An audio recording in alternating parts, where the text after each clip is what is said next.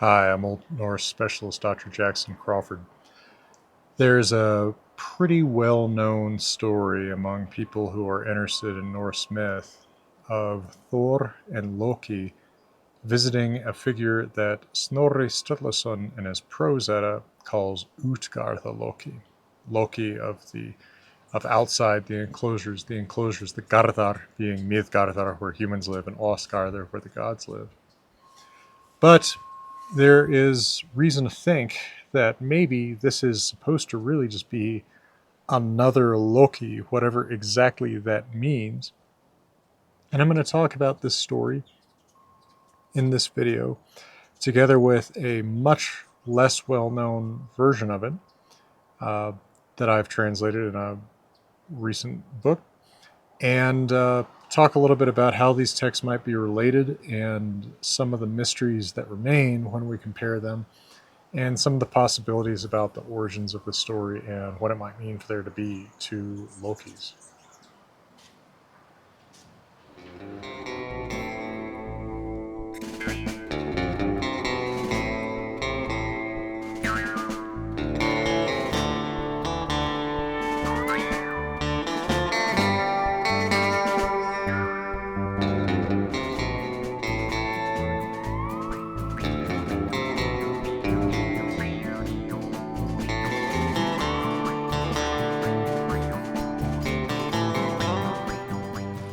So, first of all, Snorri Sturluson in his Prose Edda, which is more widely read probably than any other medieval source of Norse mythology, tells that once Thor, together with Loki, was traveling in his chariot pulled by goats.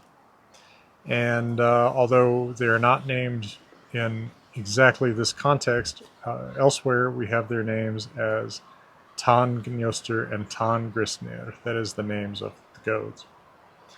And while traveling, Thor and Loki come to a farmer's home, and the farmer is never named. Neither the, uh, the father nor the mother, only the two children of these farmers are named. And they stay the night, hospitality being a central tenet of Norse culture. You put up travelers because there's no inns, and you expect to have the same courtesy returned to you when you're traveling. And Thor says, well, I haven't come empty handed. I have dinner.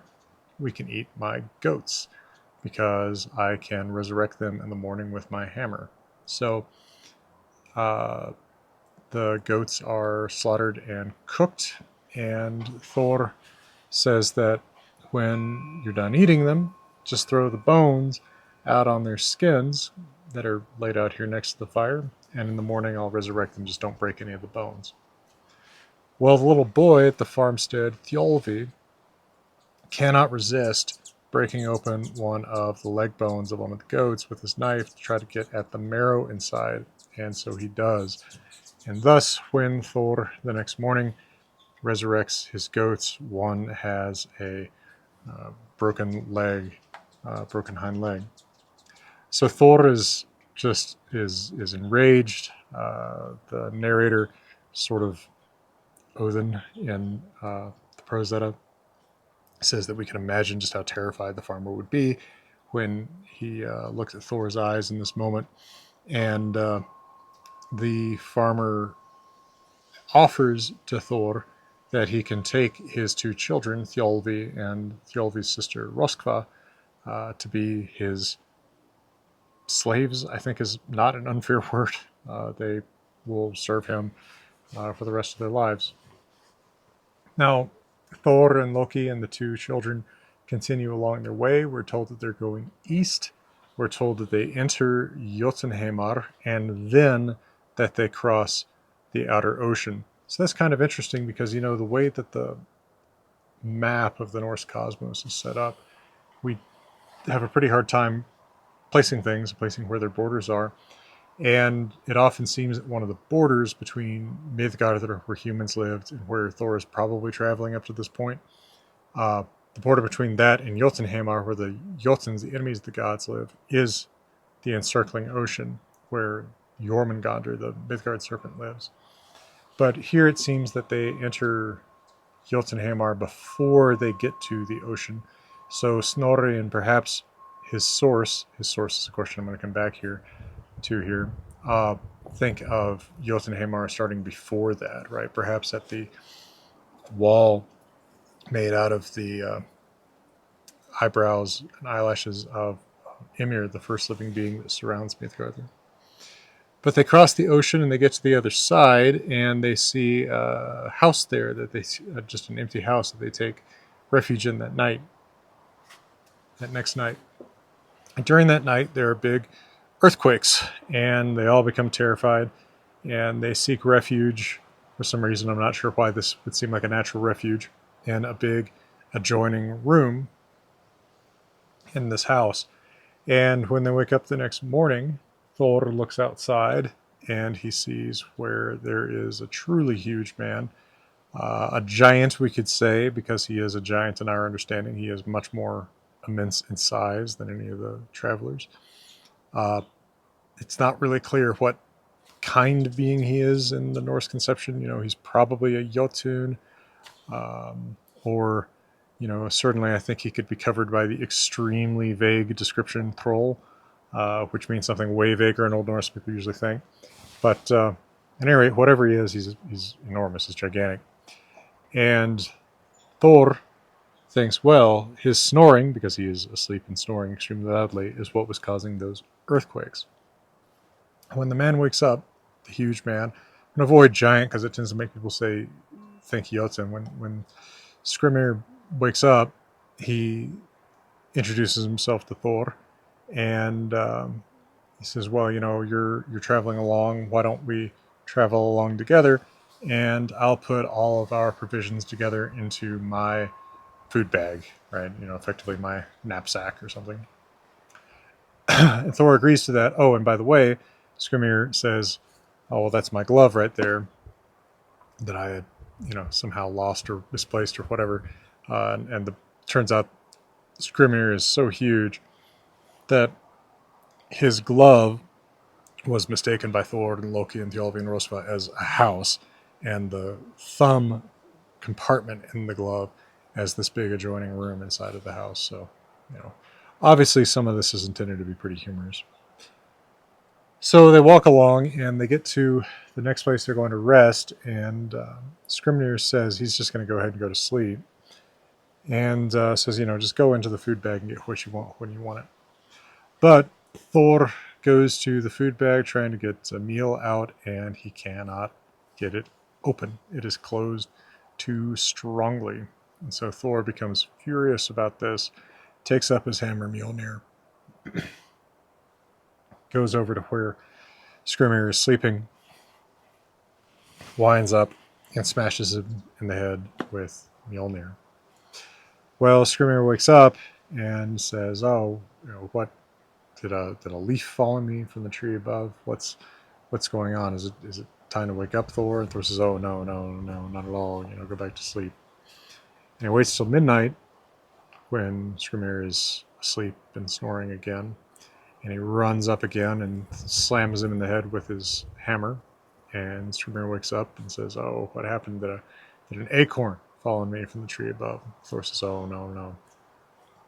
Something like that, probably. It's not time to wake up yet, go back to sleep. And then just before dawn, Thor runs up, and the stories, like all over the world, things often happen in threes. Thor runs up for a third time, hits the hardest of all, so hard that his hands sink into the hole that he digs with his hammer into this immense man's skull. And nonetheless, Skrymir wakes up and says, did some birds drop something on me from the tree above? Well, I guess it's time to get up. And when he gets up this time, he tells Thor and his companions that they are headed for the kingdom of Utgartha-Loki. All right, take another moment with this name. Loki is the name of Thor's traveling companion here. All right. Now, Loki is known from many, many stories of Norse mythology, right? Typically as a very negative figure. He causes the death of the god Balder. He will fight against the gods at Ragnarok. He cuts all the hair off of Thor's wife, Siv. Most of what he does ranges from prankish, I guess in the last example, to murderous. And he's mostly not a positive figure. But then we also at the same time cannot ignore that there are many, many stories where he is a companion in a positive way to the gods. Not typically as an upstanding guy, but as kind of the sidekick who's allowed to do things that are a little bit more off color than the hero. And we see him in this capacity in, for example, one of what linguistic evidence suggests is one of the oldest stories in the Prose Edda, Thrimskvida, where Thor loses his hammer and has to dress as a bride to get it back. So there's a duality in Loki. He is both companion to Thor and hated by Thor. I mean, in Lokasena, the poem in the Prose Edda where Loki insults all the gods, it's Thor coming back at the end who is finally able to intimidate Loki. Well, whoever Utgard-Loki is, his name is constructed of the same word, Loki, but with a prefix Utgartha, so of the places outside the enclosures, or of the outer enclosures would be another way of looking at it. The places where we live and where the gods live are called enclosures. We live in Midgardr, right? And the gods live in Osgardr. So humans are in middle enclosure, gods are in God enclosure. That Os in Osgardr is the same as this, to put it simply, the singular form of the word that you see in the plural in Asir, the family of the gods that includes Odin and Thor. So what is a Garthr? Garthr is the fence around the homestead. So you can kind of see the Garthr behind me here. If I turn it around and point it that way, you can see it a little bit better. Or maybe even further that way. I don't know how much you can see that way. But the Garthr is the enclosure around the inhabited area. So it's a fence or a wall. The gods have a wall that was actually made for them by a Jotun builder, because the Jotuns, the enemies of the gods, are stronger than the gods, and only a Jotun is strong enough to make a wall strong enough to keep other Jotuns out. That's another story that's told in the Prose Edda. And then humankind, our realm, Midgardr, is surrounded by a fence or wall made out of the eyelashes of Ymir, the original living being put there by the gods. So outside of those enclosures, there's much more danger, both for gods and for human beings. We risk a lot more by going outside of our enclosure, and the gods do too. And Thor is the god who most often is outside the enclosures because he's traveling to go and fight the enemies of the gods out there. So, two Lokis. But in the Prose Edda by Snorri, the Loki who accompanies Thor is always called Loki, and the Loki, if you will, who rules this other kingdom somewhere outside our enclosures is Utgartha-Loki, Loki of outside the enclosures. But the name is still Loki, just with that prefix, though Snorri is very careful to use the prefix always in talking about the other one. You know, Snorri wants to make it clear to us which one is being talked about. But it is worth noting that it is still just a modification, just a prefix on the name. It's just like if, I don't know, say you have two friends, one is, and they're both named Joe, and one is real tall, and the other one isn't noticeably tall. So the one who's really tall, you tend to just call, Tall Joe or something like that, right? And everybody around you knows both of these Joes too, and everybody is used to what you mean when you say Tall Joe. And if you were talking about Tall Joe and there's no case for confusion with the other Joe, you might just call Tall Joe Joe. That's kind of the situation with Utgartha-Loki and Loki. Both of them are named Joe or Loki. Utgartha-Loki is the sort of Tall Joe designation that says, like, Okay, but this one. So,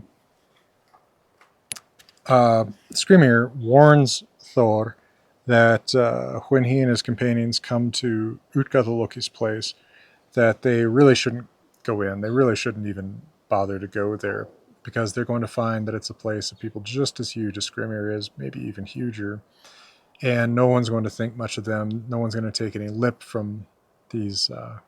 He calls them some hapak, some word that occurs one time, Kolbersveinum or Kolbersveinum, something like that, like, you know, rascal men or something like. He uses really sort of dismissive language about Thor and his companions, and Thor kind of ignores and says, "Yeah, you know, yeah." And Thor and his companions, without Skrymir, proceed to Utgard-Loki's place. And what they find is an enormous gate, so large that we hear that the backs of their heads touch their necks as they look up toward the top. It's just enormous. It's a skyscraper of a wall around this place. And they find the gate, and they are small enough relative to Utgartha-Loki and his compatriots that they just slip through the grates in the gate to get inside. And they inside there, they come to a hall that's just as big.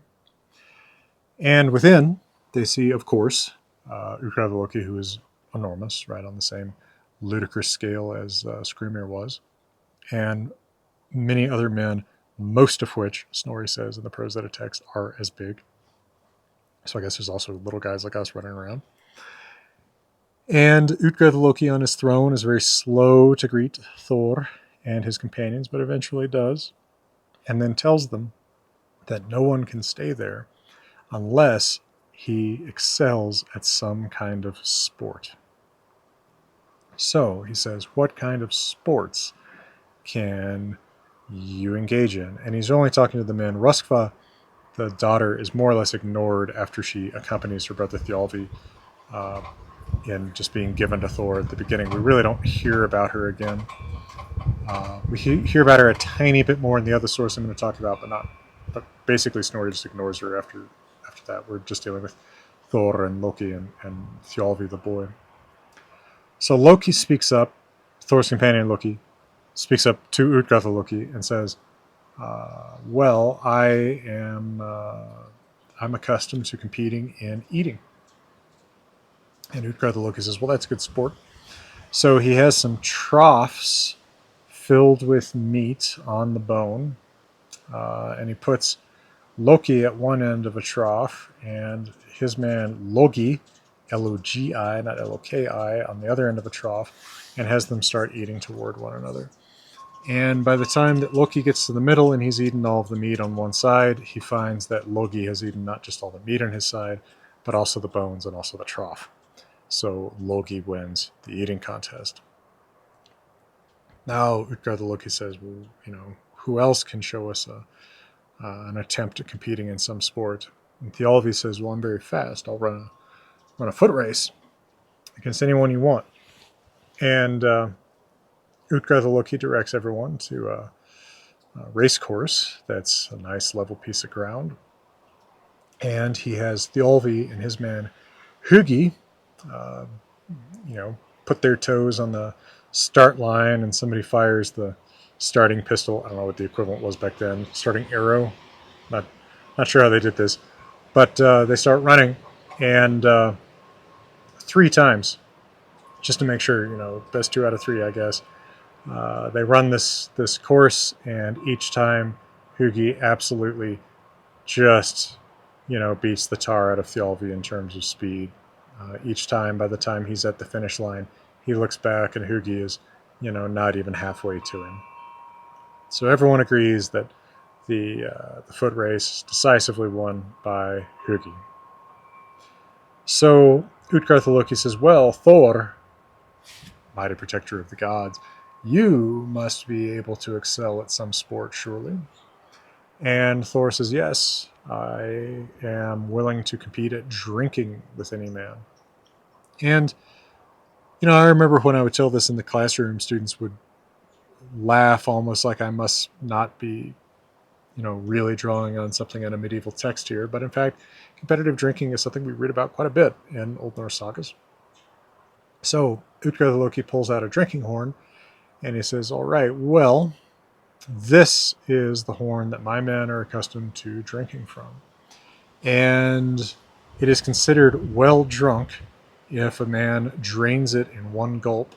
Some men might need two, but no one is so little a drinking man. There's this word drukkumaður that means like competitive drinker. No one is so little a drinking man that he would need 3 gulps to finish this one. So Thor picks it up, and notice the kind of dream logic of this whole thing. And this is part of where I think we're seeing very legitimate old mythological elements that Snorri is drawing on in his account in the 1200s. Myth is full of dream logic where things sort of change size as we go through the story, right? Imagine a dream where you're being chased by a wolf or something, and sometimes in your dream the wolf is small enough to follow you into your house, but then sometimes the wolf is so large that it seems to be towering over the trees or something like that. It makes sense in your dream, it's all one wolf, but when you wake up you realize, well, that didn't really make sense.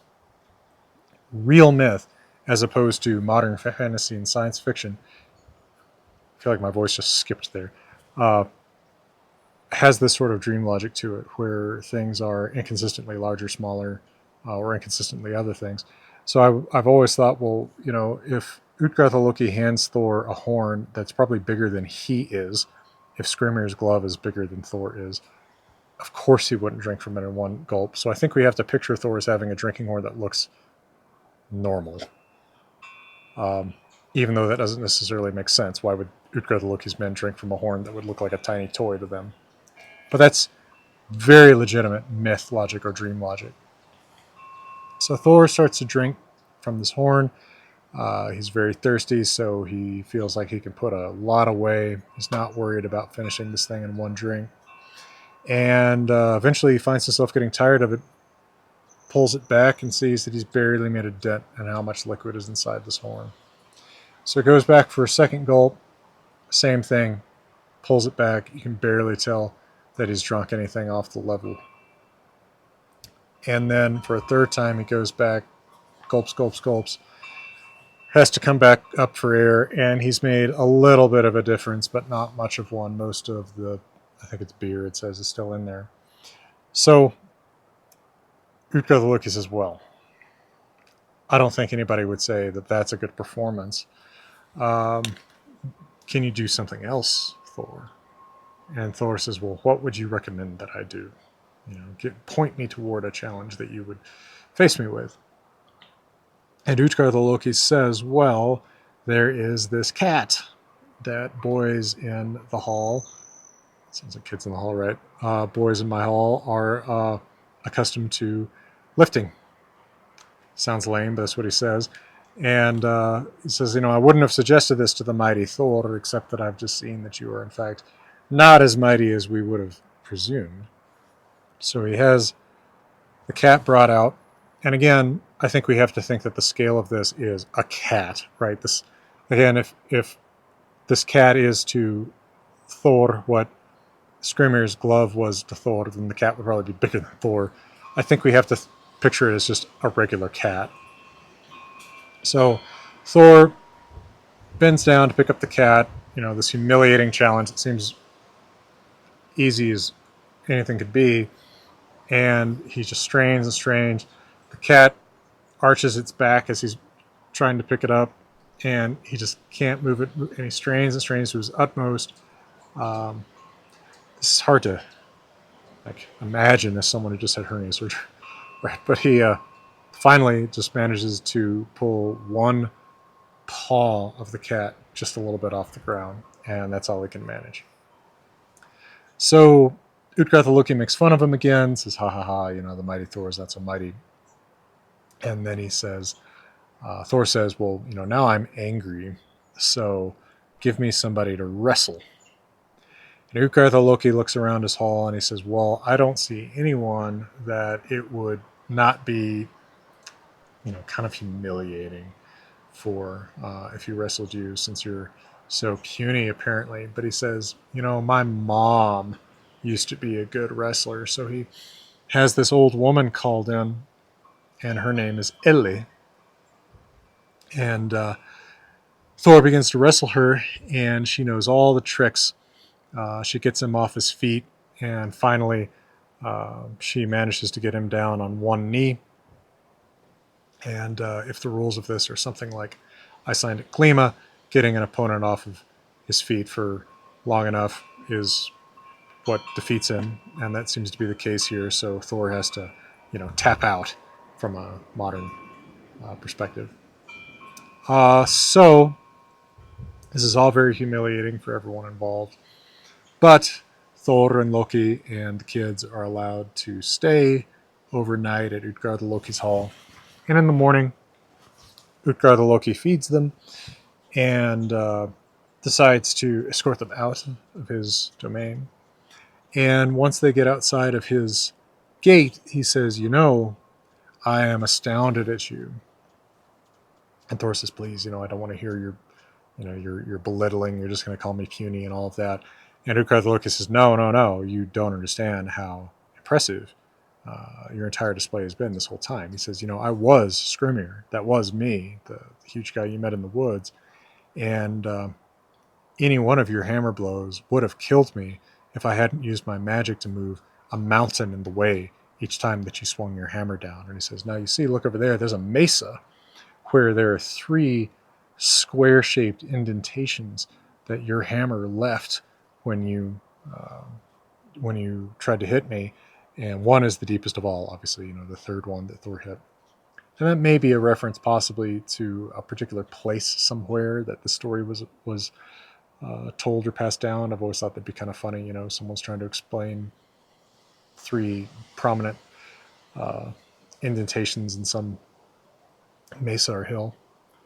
And then he says, and then when you got to my hall, all of you did amazingly well in these competitions. I mean, especially considering who you were up against. I mean, Loki, you had an eating contest against Logi, which we all know as native speakers of Old Norse means flame.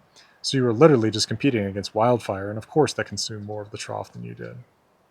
And then Thjolvi, when you ran a race, you ran that race against Hugi, which, we're all native speakers of Old Norse here, Hugi just means thought. For folks today, you might think about Odin's ravens, Hugin and Munin. Hugin can be read as just the thought, with the NN being the, which in Old Norse or modern Scandinavian languages is a suffix, unlike in English. And then he says, now Thor, you amaze me the most of all. You drank so much of the ocean when you were drinking from that horn, because the other end of it was in the ocean. I used my magic to disguise that from you.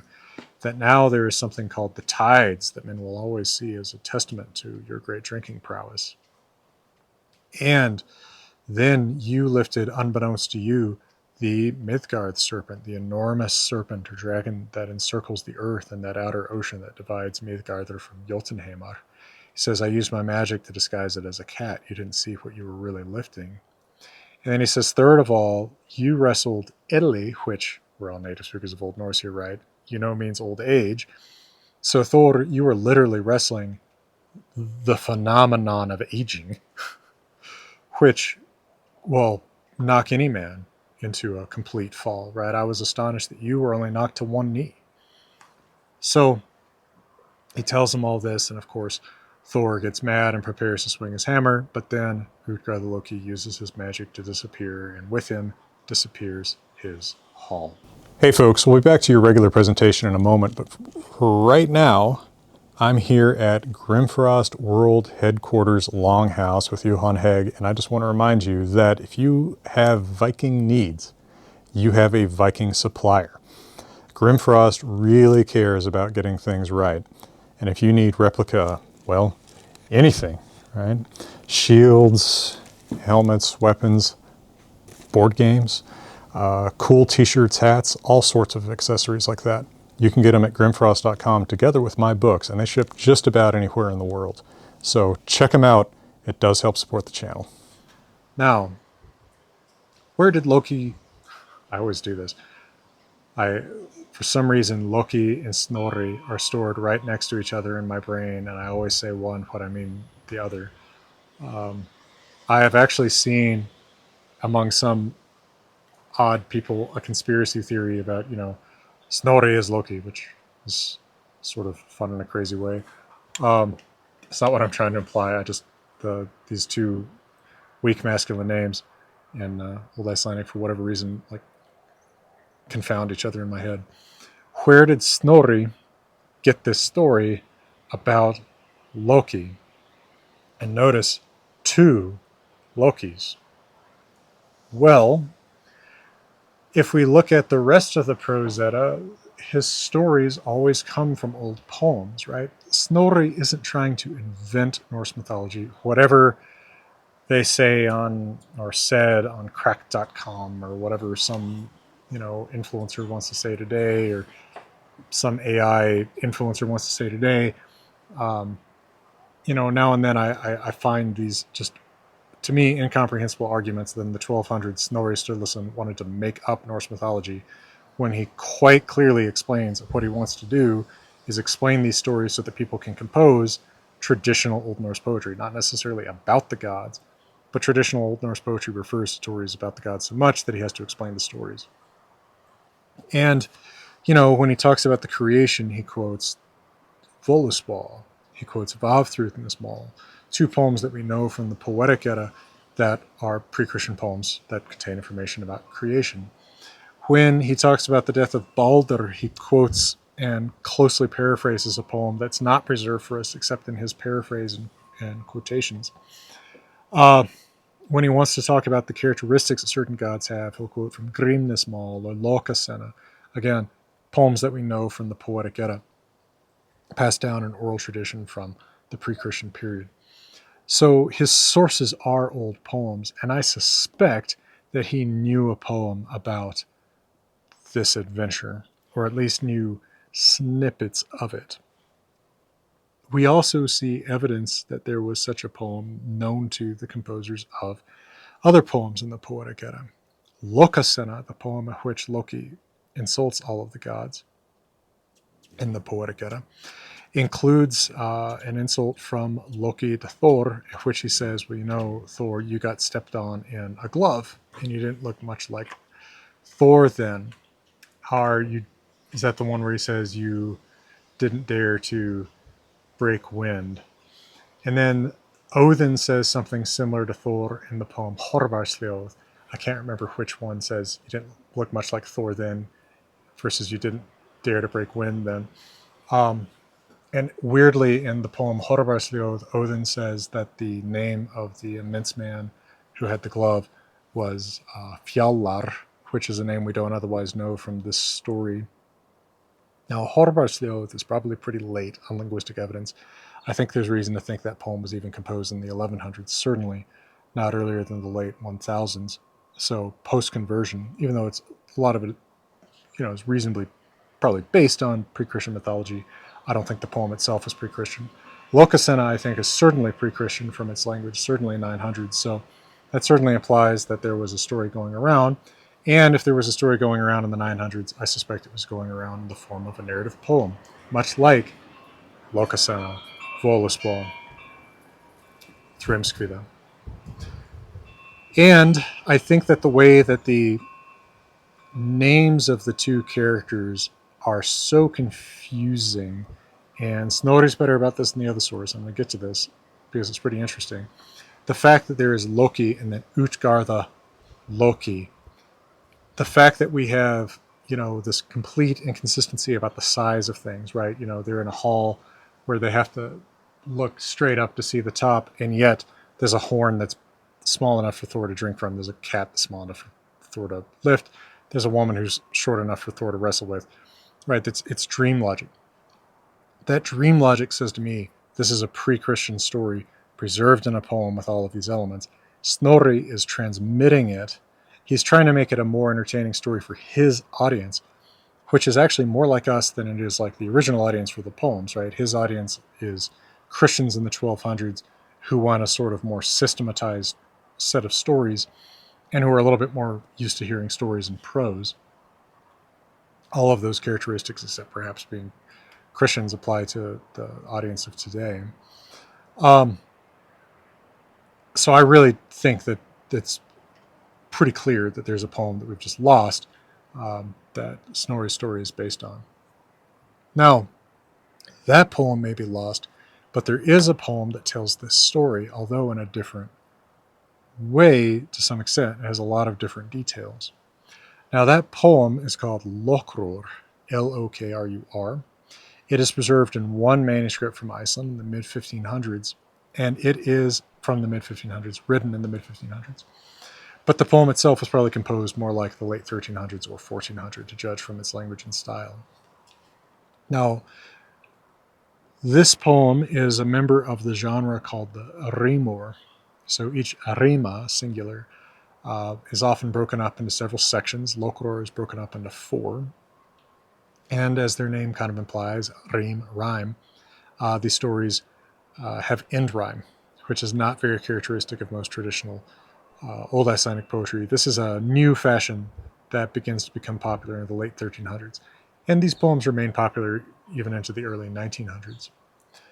Now, Lokrur is not the only poem from the Rima tradition that is based on Norse mythology from many centuries earlier. There is also a poem, Thrimlur, in the Rima tradition, which is based on Thrimskvida, a poem that, on linguistic evidence, is one of the oldest in the Poetic Edda. Potentially, we're talking about a poem originally composed in the 800s, reworked in the 1300s as a Rima. Now, we don't have a lot of evidence that people in the 1300s were reading or spreading orally the poems that we know as the Eddic poems, the poems that wound up in the Poetic Edda and poems like them. But Thrimler shows us that somebody either was reading or was hearing and reciting these poems still at that point, which is surprising. We don't really have written evidence for that, right? It's one more reminder that we're so lucky that somebody did decide to write down so many of these poems in the Codex Regius of the Poetic Edda, even though that scribe didn't get all of the poems that at one time could have been possible, but that's an impossible expectation. But Lokrur is composed then at about the same time as Thrimler, late 1300s or around 1400, and it includes details and aspects that are not shared in common with Snorri's story. Now, people in Iceland have been aware of Snorri's Prose Edda since it was written in the 1220s or so. So I believe that the composer of Lokrur, let's say around 1400, just use 1400 as a date of convenience, in 1400 he's aware of this book from 180 years before. I think he's also aware of the poem that Snorri's account is based on. And part of why I think that is that he only calls the king that Thor and Loki come to visit Loki. It is just Loki traveling with Thor, and Thor and Loki meet Loki, the huge guy who is the king of this realm that makes Thor and Loki and Thjalfi do all these tests. Now, in manuscript studies, we have what's called lectio difficilior, the principle of the more difficult reading. What that is if you're reading the same passage in the same text in 2 different manuscripts, and one has a very difficult to understand reading, and one has a nice, easy to understand reading, the difficult one is probably earlier because people are more likely over time to try to make things make sense than they are to introduce new things that make them not make sense. So I think the poet of Lokrur, though he's aware of Snorri's story, is more closely following Snorri's source, which is close to Snorri, because Snorri's not changing much. But Snorri is taking the step because he's trying to teach us, he's trying to educate us more than entertain us, although at the same time is entertaining us. Snorri has taken the Loki, who is the king in the kingdom of huge people, and consistently called him Utgard-Loki as a way to consistently distinguish him from the other Loki. The poet of Lokrur just gets this confusing situation inherited from the original poem where they're both called Loki and just passes it along to us. Although he uses a lot of kennings for Loki, Thor's companion, too, as well as some other interesting names for Loki, Thor's companion. For example, He calls Loki, Thor's companion, the friend of Hönir, and Hönir is a god that we don't know a whole lot about, but Hönir and Odin and a figure named Lothor, according to the poem Völuspá, are the ones who created human beings. So since that's one of the few mythical roles that Hönir has in Eddic poetry, that might be a story that we would think of early. And I'm going to come back to that in just a moment. And then he also calls Loki Sauðungs fóstri. Sauðungur is the name of Odin, so Odin's foster relative. Unfortunately, fóstri, foster relative, has it depends on what you mean, right? It's as vague as the word relative in English. It can mean foster brother, it can mean foster son, it can mean foster father. I tentatively translate it as foster brother because in Lokasena, Loki reminds Odin that they once blended their blood, which might mean that they became blood brothers, but it's hard to say. And then, more than once, the poet of Lokur calls Loki Lothor. So he calls him by that name that is used only that one time ever, Lothor, in the Poetic Edda, and it's used of the being who helps Odin and Hönir make human beings. So if the poet of Lokur is right, or is inheriting this from an earlier poem that was right about this, then Loki participated in the creation of human beings. Now, all of this is part of the reason, these are all parts of the reason, these are all some of the reasons why I translated Lokur as a part of the new revised and expanded second edition of the Poetic Edda, which is due out soon enough that before I edit this video, I think I will have seen the first copy of it, but I think it will be available in mid-September 2025 to the public. I translated it because I think that it's a good reminder that A, we're missing poems that would have circulated at the same time as the Eddic poems that we know. And here is kind of a clue as to what one would have looked like. It would not have looked like this rima exactly. It wouldn't have been in the style of this rima, which rhymes in the Icelandic that it's originally composed in. But it would have told something like this story, and that's the story that Snorri takes. And it's a good reminder that Snorri is pretty faithful to his sources, right? If this poem and Snorri largely agree on the course of the story, and they do, then Snorri is drawing quite faithfully on his poetic sources, as we already kind of know from the way he handles Völuspá, Vafsud and Small, etc. And we can rely more on Snorri than some of his haters with a Z would claim today. Now, the full story that's in Lokur is, if I just tell it to you, it's going to be the same thing almost. We have Thor deciding that he's going to bring Loki with him because Loki knows magic. Not that Loki really uses magic in the story that comes afterwards. Weirdly, Loki is called Odin's slave when they're still in Asgard, so that's kind of a weird little detail. The boy and girl, Thjalfi and Röskva, seem to be, at least Röskva somehow, even though they're full siblings, be described as of Jotunkin. That's kind of interesting. You wouldn't necessarily get that out of Snorri's version. I still don't think the parents are named, as I recall, in the Lokur version.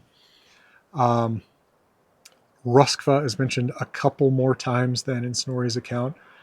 Even that kind of makes me think that this is drawing on an earlier source, just because it's something that a poet might not leave out for completion's sake, whereas Snorri kind of forgets about it because she doesn't have a part to play in the competitions, which are his main focus. But in fact, about half of Lokur, the story goes by before we get to the competitions. And there's a little bit more detail about, what the hall looks like and some of these things. But largely it's the same story. And I thought that was pretty fascinating. In September and October 2025, I am once again offering Zoom classes. You can take Intro to Runic Studies, which is an academically oriented course on the history of the runic alphabets and their diversity of form. So we will be learning pretty much everything that you need to know to start really seriously researching runes and following current journals and research about runes. There will also be a more creatively oriented class called Reading and Writing Runes that I'll do on Zoom in January and February 2026, so watch out for announcements about that. You can also join my in-progress Norse mythology classes. We still need to read the heroic poems of the Poetic Edda in detail, and my in-progress Old Norse reading club, in which we are about a third of the way through reading the saga of Gisli Sorsson in its entirety. So check those out on Eventbrite if you're interested. And now back to your regularly scheduled program. Anyway, so that's kind of an interesting little extra that's going to be in that book. And along with some other poems that were not included in the first edition. For example, I threw in my translation of Krokumál and Eriksmal and Håkonarmal and the true Eddic poems, Svipdagsmal, which really includes two separate poems, Fjolsvinnsmal and Grogaldr. Those are all in the book, and that's part of what adds up to more than 100 pages new material relative to the first edition. So I hope you'll check that out, and I hope that this has made you curious about the Prose Edda translation that I'm working on. I've actually started the Prose Edda translation with Hotatal, as I said. That's the last part of Snorri Sturluson's Prose Edda. It is probably the least fun part to translate, although I've made it more interesting to translate by actually translating example poems in the styles that Snorri is trying to demonstrate. So that for the few people who want to compose Old Norse poetry, Old Norse style poetry today, which I presume includes anyone who's watching this video this far in, can do that if they want. Let's see, just looking at my written notes, see if there's something I didn't say. A lot of times I write stuff down because it is the writing itself that helps me remember rather than because I want to, just read off a script. I don't think I've ever done a video from a script. At any rate, I appreciate you folks. I hope you'll check out the second edition of the Poetic Edda in September and the Prose Edda whenever that is, extreme end of 2026 if a meteor of money drops on me and I don't have to do a bunch of other things to pay the bills between now and then. 2027 may be more likely. There's also the Wanderer's Journal where I take my notes. These are available from Hackett Publishing too, and they include quotes from Havamal in my cowboy translation as well as in the original, rendered in runes by me and in more decorative runes by Liz Wilson of Hackett Publishing, who also did an incredible job on the art in the Poetic Edda second edition. I really can't say enough good about what she did with that book. Well, thank you, folks. Appreciate your time, your patience, and your interest. And from beautiful Colorado, I'm wishing you all the best.